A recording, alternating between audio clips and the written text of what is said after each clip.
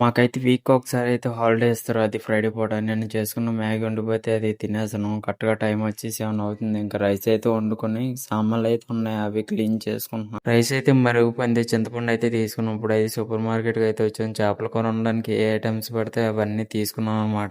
చిన్నప్పుడు సర్జరీ అయితే అయింది. చేపలు, చికెన్‌లు ఏమైనా తినొద్దన్నారు. ఇంకా అలవాటు మీద అయితే నాకైతే చేపలైతే తినాలని అనిపించలేదు. ఎప్పుడు కూడా ఇష్టం కూడా పుట్టలేదనమాట. బయటకొచ్చినప్పటి నుంచి అయితే మనం అయితే చేపల కూర వండుకోవాలనుకుంటున్నాం. కాకపోతే చికెన్ వండినంత సింపుల్ అయితే కాదు. చేపల కూర బాగా వండకపోతే చేదువాసన అయితే వచ్చేస్తది. మాకు కాల్ చేశాను. అమ్మ చేపల కూర ఎలా వండాలో చెప్పమ్మా. ఐటెమ్స్ ఏమి వేయాలంటే చెప్పిందనమాట. ఇంకా అమ్మ చెప్పినట్టయితే అలా వండేసాను. ఫైనల్‌గా అవుట్‌పుట్ అయితే ఇలా వచ్చింది. ఎక్కడ కూడా చేప ముక్కలు కనబడట్లేదు. ఏదో తోటకూర వండినట్టయితే ఉంది. ఒకసారి చేపల కూర ఎలా ఉందో ఒకసారి టేస్ట్ చేసి చూద్దాం. నేను అనుకున్నంత బ్యాడ్‌గా అయితే పర్లేదు యావరేజ్. ఇప్పుడైతే ఆయిల్ తెచ్చుకోవడానికి అయితే వెళ్తున్నాను. కొత్తగా మన ఛానల్‌కి వస్తే లైక్ చేసి, సబ్స్క్రైబ్ చేసి, కామెంట్ చేయండి గైస్.